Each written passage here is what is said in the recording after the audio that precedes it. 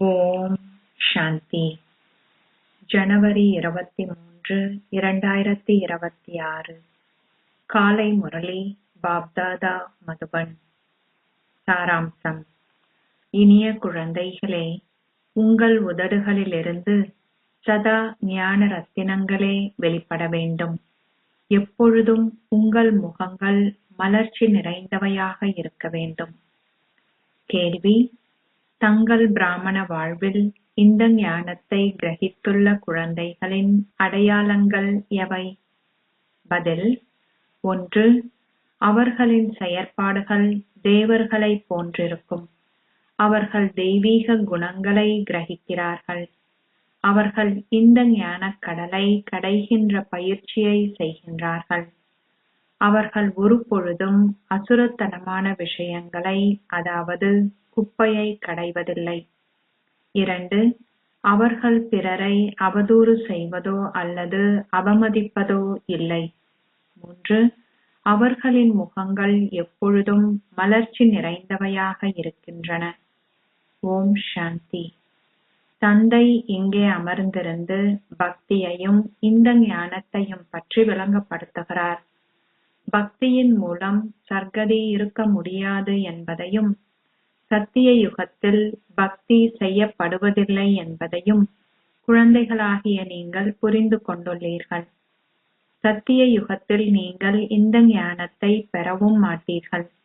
ஸ்ரீ கிருஷ்ணர் எவரையும் வழிபடுவதோ ஞான புல்லாங்குழலை வாசிப்பதோ இல்லை. புல்லாங்குழலை, முரளி வாசிப்பது என்றால் இந்த ஞானத்தை கொடுப்பதாகும். புல்லாங்குழலில் மந்திர வித்தை இருக்கிறது என்பது நினைவு கூறப்பட்டுள்ளதால் நிச்சயமாகவே ஏதோ ஒரு மந்திர வித்தை இருக்க வேண்டும். புல்லாங்குழலை வாசிப்பது பொதுவானது. அலைந்து திரியும் பிச்சைக்காரர்களும் தொடர்ந்தும் புல்லாங்குழலை வாசிக்கிறார்கள். இப்புல்லாங்குழல் ஞானம் என்னும் மந்திர வித்தையை கொண்டுள்ளது. அறியாமையை மந்திர வித்தை என அழைக்க முடியாது. முரளியே மந்திர வித்தை என அழைக்கப்படுகிறது. இந்த ஞானத்தின் மூலம் சாதாரண மனிதர்கள் தேவர்கள் ஆக்கப்படுகிறார்கள். சத்திய யுகத்தில் உங்களிடம் ஞானத்தின் ஆஸ்தி உள்ளது. அங்கு பக்தி செய்யப்படுவதில்லை. நீங்கள் தேவர்களிலிருந்து மனிதர்களாக மாறுகின்ற துவாபர யுகத்துடன் பக்தி ஆரம்பிக்கிறது. மனிதர்கள் விக்காரம் உடையவர்கள் என்று அழைக்கப்படுகிறார்கள். ஆனால் தேவர்களோ விக்காரம் அற்றவர்கள் என்று அழைக்கப்படுகிறார்கள். தேவர்களின் உலகம் தூய உலகம் என்று அழைக்கப்படுகிறது. நீங்கள் இப்பொழுது தேவர்களாக ஆகுகிறீர்கள். ஞானம் என்பதன் அர்த்தம் என்ன? முதலில் இந்த ஞானமானது சுயத்தையும் தந்தையையும் பற்றிய இனங்கண்டு கொள்ளுதல் ஆகும். இரண்டாவதாக உலகின் ஆரம்பம், மத்தி, இறுதியின் ஞானமாகும். இந்த ஞானத்தின் மூலம் சர்க்கதி பெறப்படுகிறது. பின்னர் பக்தி ஆரம்பிக்கிறது. அப்பொழுது அது கீழிறங்கும் ஸ்திதி என அழைக்கப்படுகிறது. ஏனெனில் பக்தியானது இரவும் ஞானம் பகலும் ஆகும். இந்த ஞானம் எவருடைய புத்தியிலும் இருக்க முடியும். ஆனால் அனைவரும் தெய்வீக குணங்களை கிரகிக்கிறார்கள் என்பதல்ல. ஒருவருக்கு தெய்வீக குணங்கள் இருந்தால் அவர் இந்த ஞானத்தை கிரகித்துள்ளார் என்பது புரிந்து கொள்ளப்படுகின்றது. இந்த ஞானத்தை கிரகிப்பவர்களின் செயற்பாடுகள் தேவர்களைப் போன்று ஆகுகின்றன.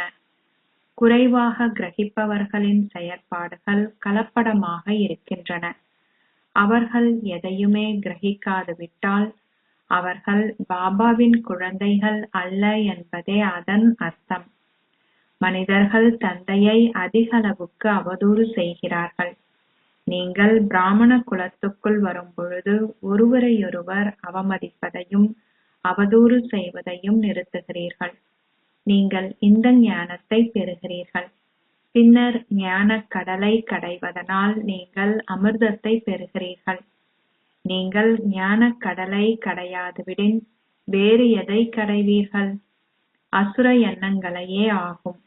அதிலிருந்து குப்பை மாத்திரமே வெளிப்படும். நீங்கள் இப்பொழுது இறை மாணவர்கள். சாதாரண மனிதர்களிலிருந்து தேவர்களாக மாறுவதற்கான கல்வியை நீங்கள் கற்கிறீர்கள் என்பது உங்களுக்கு தெரியும். தேவர்கள் இக்கல்வியை கற்பிப்பதில்லை. தேவர்களை ஒரு பொழுதும் ஞானக் கடல்கள் என அழைக்க முடியாது. அவரை மாத்திரமே ஞானக் கடல் என அழைக்க முடியும். இந்த ஞானத்தின் மூலம் மாத்திரமே தெய்வீக குணங்கள் கிரகிக்கப்பட முடியும். இந்நேரத்தில் மாத்திரமே குழந்தைகளாகிய நீங்கள் இந்த ஞானத்தை பெறுகிறீர்கள். நீங்கள் இதை சத்திய யுகத்தில் பெறுவதில்லை. அத்தேவர்களுக்கு தெய்வீக குணங்கள் உள்ளன. நீங்களும் தெய்வீக குணங்கள் அனைத்தினாலும் நிறைந்தவர்கள் என அவர்களை புகழ்கிறீர்கள். ஆகவே இப்பொழுது நீங்கள் அவ்வாறு ஆக வேண்டும். நீங்கள் உங்களையே வினவ வேண்டும், என்னிடம் தெய்வீக குணங்கள் அனைத்தும் உள்ளனவா, அல்லது என்னுடைய செயற்பாடுகள் அசுரத்தனமானவையா? உங்களிடம் அசுர செயற்பாடுகள் இருந்தால் நீங்கள் அவற்றை துறக்க வேண்டும். அப்பொழுது மாத்திரமே நீங்கள் ஒரு தேவர் என்று அழைக்கப்படுவீர்கள். இல்லாதுவிட்டால் நீங்கள் ஒரு குறைந்த அந்தஸ்தையே அடைவீர்கள். குழந்தைகளாகிய நீங்கள் இப்பொழுது தெய்வீக குணங்களை கிரகிக்கிறீர்கள். நீங்கள் மிக சிறந்த பல விஷயங்களை கூறுகிறீர்கள். நீங்கள் அனைவரிலும் அதிமேன்மையானவர்கள் ஆகுகின்ற அதிமேன்மையான சங்கம யுகம் என இது அழைக்கப்படுகிறது. ஆகவே சூழலும் மிகவும் சிறந்ததாக இருக்க வேண்டும். உங்கள் உதடுகளிலிருந்து தீய வார்த்தைகள் வெளிப்படக்கூடாது. இல்லாவிட்டால் நீங்கள் ஒரு குறைந்த அந்தஸ்தையே கோரப் போகின்றீர்கள் என கூறப்படும். இது உங்கள் நடத்தையிலிருந்தும் சூழலிலிருந்தும் மிகவும் இலகுவாக அறிந்து கொள்ளப்படும். உங்கள் முகங்கள் சதா மலர்ச்சியாக இருக்கட்டும். இல்லாவிட்டால் உங்களுக்கு எந்த ஞானமும் கிடையாது என கூறப்படும். இந்த ஞான ரத்தினங்கள் மாத்திரமே சதா உங்கள் உதடுகளிலிருந்து வெளிப்பட வேண்டும். லக்ஷ்மியையும் நாராயணனையும் பாருங்கள். அவர்களின் முகங்கள் எவ்வளவு மலர்ச்சி நிறைந்தவையாக இருக்கின்றன என பாருங்கள். அந்த ஆத்மாக்கள் ஞான ரத்தினங்களை கிரகித்துள்ளார்கள். அவர்களுடைய வாய்களிலிருந்து சதா ஞான ரத்தினங்கள் மாத்திரமே வெளிப்பட்டன. ஞான ரத்தினங்களை கூறுவதிலும் செவிமடுப்பதிலும் அதிகளவு சந்தோஷம் உள்ளது. நீங்கள் இப்பொழுது பெறுகின்ற ஞான ரத்தினங்களே பின்னர் வைரங்களாகவும் ரத்தினங்களாகவும் மாறும். நவரத்தினங்களின் மாலையானது வைரங்களாலும் ரத்தினங்களாலும் ஆனதல்ல. அது ஞான ரத்தினங்களின் மாலையாகும். அது அப்பௌதீக மாணிக்கங்களால் ஆக்கப்பட்டுள்ளது என மக்கள் நம்பி அவற்றினாலான ஒரு மோதிரத்தை அணிந்து கொள்கிறார்கள். ஞான ரத்தினங்களின் மாலையானது அதி மங்களகரமான சங்கம யுகத்திலேயே உருவாக்கப்பட்டுள்ளது. இந்த ரத்தினங்களே உங்களுடைய எதிர்கால 21 பிறவிகளுக்கு உங்களை செழிப்பாக்கும். இவற்றை உங்களிடமிருந்து எவராலும் கொள்ளையிட முடியாது. இங்கு நீங்கள் வைரங்களையும் ரத்தினங்களையும் அணிய வேண்டியிருப்பின் யாராவது மிக விரைவாக உங்களிடமிருந்து அவற்றை கொள்ளையடித்து விடுவார். ஆகவே நீங்கள் மிகவும் விவேகிகளாகி அசுர குணங்களை அகற்ற வேண்டும். அசுர குணத்தின் காரணமாக முகம் மிகவும் தீங்கானதாக மாறுகிறது. கோபத்தில் இருக்கின்ற ஒருவரின் முகம் செப்பை போன்று சிவப்பாக ஆகுகிறது. காம விகாரத்தை உடையவர்கள் அவலட்சணமானவர்கள் ஆகுகிறார்கள். ஆகவே குழந்தைகளான நீங்கள் அனைத்தையும் பற்றிய ஞானக்கடலை கடைய வேண்டும். இக்கல்வி பெருமளவு செல்வத்தை பெறுவதற்கானது. ஏனைய கல்விகள் ரத்தினங்களின் பெறுமதி வாய்ந்தவை அல்ல. ஆம், மக்களால் அந்த அறிவை கற்று ஓர் உயர்ந்த தராதரத்தை கோர முடியும். ஆகவே செல்வம் அல்ல, கல்வியே பயனுள்ளது. கல்வியே செல்வமாகும். அச்செல்வம் எல்லைக்கு உட்பட்டதும் இந்த செல்வமோ எல்லையற்றதும் ஆகும். ஆம், இரண்டும் கல்வியே ஆகும். தந்தை உங்களுக்கு கற்பித்து உங்களை உலக அதிபதிகள் ஆக்குகிறார் என்பதை நீங்கள் இப்பொழுது புரிந்து கொள்கிறீர்கள். அக்கல்விகள் தற்காலிகமானவையும் ஒரு பிறவிக்கு மாத்திரமே சிறிது பெறுமதி வாய்ந்தவையும் ஆகும். பின்னர் உங்கள் மறுபிறவியில் நீங்கள் புதிதாக கற்க வேண்டும். அங்கு செல்வத்துக்காக கற்க தேவையில்லை. நீங்கள் இந்நேரத்தில் செய்யும் முயற்சிகளின் அடிப்படையில் அங்கே அபரிமிதமான செல்வத்தை பெறுகிறீர்கள். இச்செல்வம் அழிவற்றதாக ஆகுகிறது. தேவர்களிடம் பெருமளவு செல்வம் இருந்தது. அவர்கள் பக்தி மார்க்கத்திற்கு, அதாவது ராவண ராஜ்யத்திற்குள் சென்றபோது எவ்வளவை வைத்திருந்தார்கள்? அவர்கள் பல்வேறு ஆலயங்களை கட்டினார்கள். பின்னர் முஸ்லிம்கள் வந்து அவர்களுடைய செல்வத்தை கொள்ளையடித்தார்கள். அவர்கள் தேவர்கள் மிகவும் செல்வந்தர்களாக இருந்தார்கள். எவராலும் தற்காலத்தின் கல்வி மூலம் அவ்வளவு செல்வந்தராக முடியாது. உங்களை தேவர்கள் ஆக்குகின்ற அத்தகையதொரு மேன்மையான கல்வியை நீங்கள் கற்கிறீர்கள் என்பதை இப்பொழுது புரிந்து கொள்கிறீர்கள். கற்பதனால் மனிதர்கள் என்னவாக ஆகுகிறார்கள் என பாருங்கள். ஏழைகளிலிருந்து செல்வந்தராக ஆகுகிறார்கள். இப்பொழுது பாரதமும் மிகவும் ஏழ்மையாக உள்ளது. செல்வந்தர்களுக்கு முற்றாகவே நேரம் இருப்பதில்லை. இன்னாராக இருக்கின்ற அவர்களுடைய தற்பெருமை அவர்களுக்கு உள்ளது. இங்கு பெருமை அனைத்தும் அகற்றப்பட வேண்டும். நான் ஓர் ஆத்மா. ஓர் ஆத்மாவுக்கு செல்வமோ அல்லது செழிப்போ அல்லது வைரங்களோ அல்லது ரத்தினங்களோ இல்லை. தந்தை கூறுகிறார், உங்கள் சரீரங்களையும் சரீர உறவினர்கள் அனைவரையும் துறந்துவிடுங்கள். ஓர் ஆத்மா தனது சரீரத்தை விட்டு செல்லும் பொழுது அவர் மீண்டும் கற்று தனது செல்வத்தை சம்பாதிக்கும் வரையில் செழிப்பு போன்றவை அனைத்தும் முடிவடைகின்றன.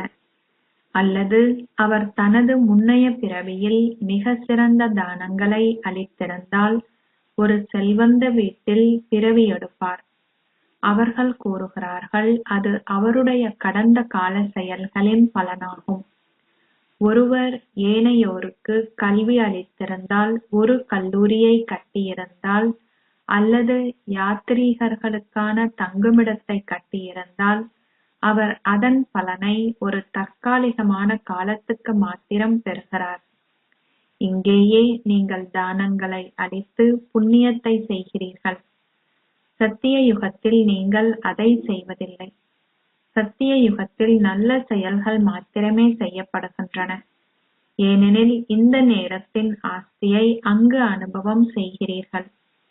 அங்கு எவரும் பாவச் செயல்களை செய்வதில்லை. ஏனெனில் அங்கு ராவணன் இருப்பதில்லை. ஏழை மக்களும் அங்கு பாவச் செயல்களை செய்வதில்லை. இங்கு செல்வந்தர்கள் கூட பாவச் செயல்களை செய்கிறார்கள். இதனாலேயே அத்தகைய நோய், துன்பம் போன்றவை இங்கே இருக்கின்றன. அங்கு அவர்கள் விக்காரத்தில் ஈடுபடுவதில்லை.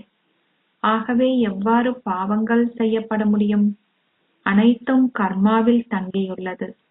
இதுவே மனிதர்கள் விக்காரம் உடையவர்கள் ஆகுகின்ற ராவணனாகிய மாயையின் ராஜ்யமாகும். தந்தை வந்து குழந்தைகளான உங்களை விக்காரம் அற்றவர்கள் ஆக்குவதற்கு கற்பிக்கிறார். தந்தை உங்களை விக்காரம் அற்றவர்கள் ஆக்குகிறார். பின்னர் மாயை உங்களை விக்காரம் உடையவர்கள் ஆக்குகிறாள். ராமரின் வம்சத்துக்கும் ராவணனின் வம்சத்துக்கும் இடையில் ஒரு யுத்தம் உள்ளது. நீங்கள் தந்தையின் குழந்தைகள் ஆவீர்கள். அவர்களோ ராவணனின் குழந்தைகள் ஆவார்கள். பல மிக சிறந்த குழந்தைகள் மாயையினால் தோற்கடிக்கப்படுகிறார்கள். மாயை மிகவும் சக்தி வாய்ந்தவள். அப்படி இருந்தும் நம்பிக்கை உள்ளது. முழுமையாக சீரழிந்தவர்களும் ஈடேற்றப்பட வேண்டும். தந்தை முழு உலகையும் ஈடேற்ற வேண்டும். பலர் வீழ்கிறார்கள். அவர்கள் முழுமையாக சீரழிந்தவர்களாகவும் தாழ்ந்தவர்களாகவும் ஆகுகிறார்கள். தந்தை அத்தகைய குழந்தைகளையும் ஈடேற்றுகிறார். ராவண ராஜ்யத்தில் அனைவரும் சீரழிந்துள்ளார்கள். எவ்வாறாயினும் தந்தை உங்களை காப்பாற்றுகிறார்.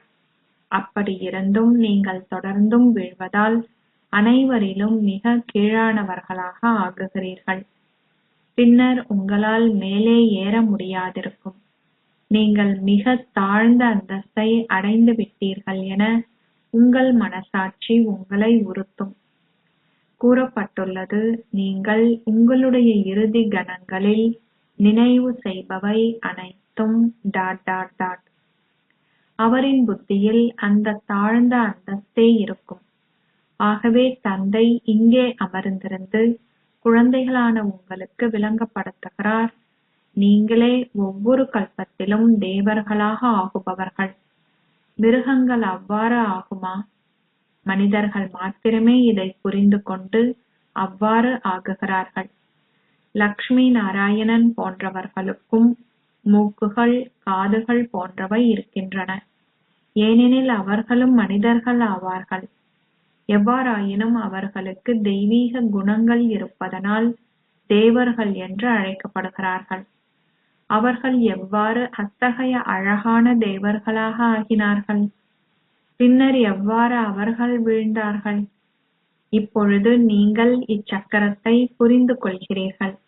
இந்த ஞானக் கடலை கடையும் அனைவரும் இதை மிகவும் நன்றாக கிரகிப்பார்கள்.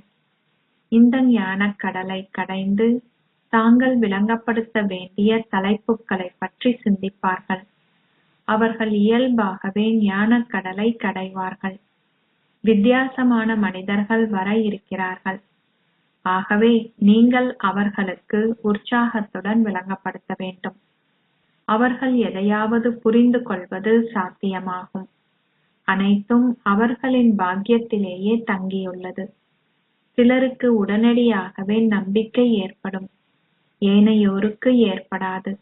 அவர்கள் மீது நம்பிக்கை வைக்கப்படுகின்றது. இப்பொழுது இல்லாவிடின் பின்னர் அவர்கள் நிச்சயமாக எதிர்காலத்தில் புரிந்து கொள்வார்கள். ஒருவர் நம்பிக்கையை கொண்டிருக்க வேண்டும். அவர்களில் நம்பிக்கையை கொண்டிருப்பது என்றால் அவர்களுக்கு சேவை செய்வதில் ஓர் ஆர்வத்தை கொண்டிருப்பதாகும். நீங்கள் களைப்படையக் கூடாது. ஒருவர் கற்று பின்னர் சீரழிந்துள்ளவர் ஆகினால் அவர் வரும்பொழுது வரவேற்பறையில் அமர வைக்கப்படுவார். அல்லது நீங்கள் அவரை வெளியே செல்லுமாறு கூறுவீர்களா? அவர் ஏன் பல நாட்களாக வரவில்லை என நீங்கள் நிச்சயமாக அவரை வினவுவீர்கள். தான் மாயையினால் தோற்கடிக்கப்பட்டதாக அவர் அநேகமாக கூறுவார். அத்தகைய பலர் இங்கு வருகிறார்கள். இந்த ஞானம் மிகவும் சிறந்தது என அவர்கள் புரிந்து கொள்கிறார்கள். ஆனால் மாயை அவர்களை தோற்கடிக்கிறாள். குறைந்தபட்சம் அவர்கள் அனைத்தையும் நினைவு செய்கிறார்கள். பக்தியில் அவர்கள் வெற்றி அடைவதற்கான அல்லது தோல்வி அடைவதற்கான கேள்வியே கிடையாது. இந்த ஞானம் கிரகிக்கப்பட வேண்டும். உங்களை தேவர்கள் ஆக்குகின்ற உண்மையான கீதையை நீங்கள் இப்பொழுது தந்தையிடமிருந்து செவிமடுக்கிறீர்கள். பிராமணர்கள் ஆகாமல் உங்களால் தேவர்கள் ஆக முடியாது. கிறிஸ்தவர்கள், பார்சிகள், முஸ்லிம்கள் மத்தியில் பிராமணர்கள் என்ற ஜாதி கிடையாது. நீங்கள் இந்நேரத்தில் இவ்விஷயங்களை புரிந்து கொள்கிறீர்கள். நீங்கள் ஆல்பாவை நினைவு செய்ய வேண்டும் என்பது உங்களுக்கு தெரியும்.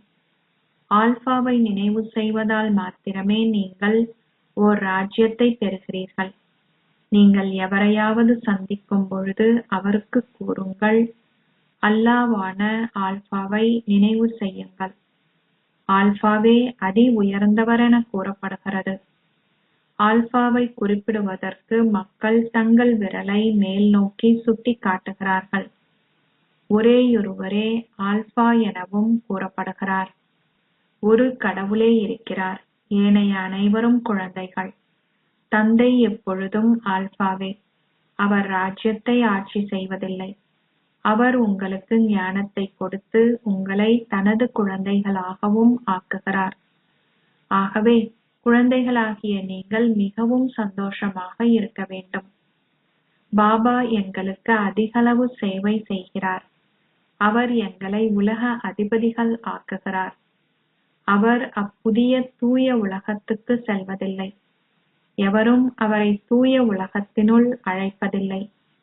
தூய்மையற்றவர்கள் மாத்திரமே அவரை அழைக்கின்றார்கள். அவர் தூய உலகத்தினுள் என்ன செய்வார்?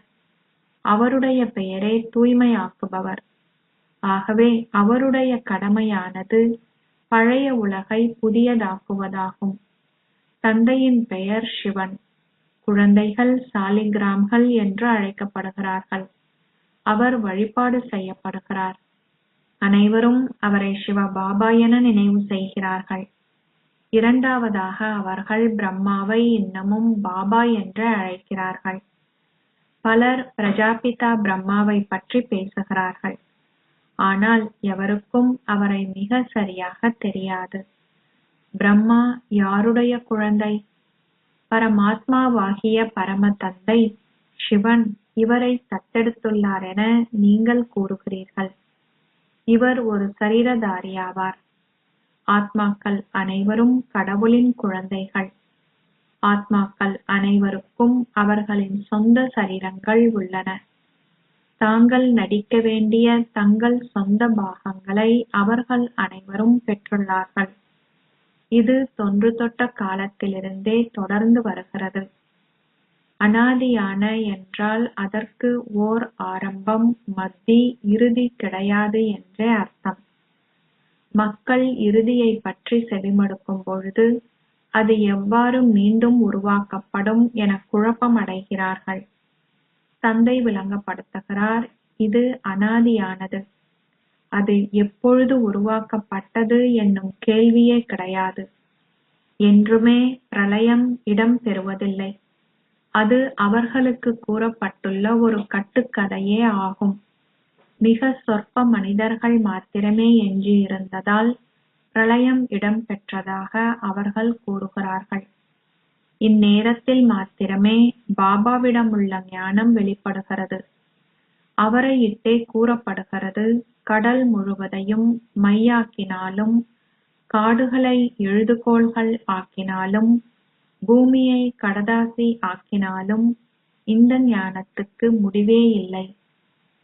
அச்சா, இனிமையிலும் இனிமையான அன்புக்குரிய, எப்போதோ தொலைந்து இப்போது கண்டுபிடிக்கப்பட்டிருக்கும் குழந்தைகளுக்கு உங்கள் தாய் தந்தையாக இருக்கும் பாப் தாதாவின் அன்பும் நினைவுகளும் காலை வந்தனங்களும். ஆன்மீக தந்தை ஆன்மீக குழந்தைகளுக்கு நமஸ்தே சொல்கிறார். ஆன்மீக குழந்தைகள் ஆன்மீக தந்தைக்கு நமஸ்தே சொல்கின்றனர். தாரணைக்கான சாராம்சம். 1. உங்கள் மலர்ச்சியான முகத்தின் மூலம் தந்தையின் பெயரை புகழடைய செய்யுங்கள். இந்த ஞான ரத்தினங்களை மாத்திரம் செவிமடுத்து கூறுங்கள். உங்கள் கழுத்தை சுற்றி இந்த ஞான ரத்தினங்களின் மாலை இருக்க வேண்டும். அசுர குணங்களை அகற்றுங்கள். 2. ஒரு பொழுதும் சேவை செய்வதில் களைப்பு அடையாதீர்கள். நம்பிக்கையை பேணி பெரும் ஆர்வத்துடன் சேவை செய்யுங்கள். ஞானக்கடலை கடைந்து உற்சாகத்தை பேணுங்கள். ஆசீர்வாதம். குழப்பம் அடைவதற்கு பதிலாக உங்கள் தளர்வான இணைப்பை இறுக்கமாக்கி சகல பிரச்சனைகளிலிருந்தும் விடுபடுவீர்களாக. அனைத்து பிரச்சனைகளுக்கும் காரணம் தளர்வான இணைப்பை கொண்டிருப்பதே ஆகும். இணைப்பை சீராக்கினால் சகல சக்திகளும் உங்களை வட்டமிடும். இணைப்பை இணைப்பதற்கு ஓரிரு நிமிடங்கள் எடுத்தாலும் தைரியத்தை கைவிட்டு குழப்பமடையாதீர்கள். உங்கள் நம்பிக்கையின் அத்திவாரத்தை அசைத்து விடாதீர்கள். நான் பாபாவிற்கு உரியவன், பாபா என்னுடையவர். இதன் அடிப்படையில் உங்கள் அத்திவாரத்தை பலப்படுத்தினால் நீங்கள் அனைத்து பிரச்சனைகளிலிருந்தும் விடுபடுவீர்கள். ஸ்லோகம். விதை ரூப ஸ்திதியில் நிலைத்திருப்பதே உங்கள் பழைய சமஸ்காரங்களை மாற்றுவதற்கான வழியாகும். அவ்யக்த சமிக்கை. இந்த அவ்யக்த மாதத்தில் பந்தனத்திலிருந்து விடுபட்டிருந்து ஜீவன் முக்தி ஸ்திதியை அனுபவம் செய்யுங்கள். நீங்கள் செய்கின்ற சேவையிலோ அல்லது உங்கள் பழைய சமஸ்காரங்களை மாற்றுவதிலோ நீங்கள் வெற்றி ஈட்டாது விட்டால் நீங்கள் ஏதாவது ஒரு தடையின் ஆதிக்கத்திற்கு உட்படுகிறீர்கள். அதன் பின்னர் அதிலிருந்து விடுபட விரும்புகிறீர்கள். எவ்வாறாயினும் சக்தி இல்லாமல் அந்த ஆசையை நிறைவேற்ற முடியாது. ஆகையால் சகல அணிகலன்களையும் வைத்திருப்பவர் ஆகுங்கள். அந்த சக்திகளை கிரகியுங்கள். நீங்கள் பந்தனத்திலிருந்து விடுபடுவீர்கள். ஓம் சாந்தி.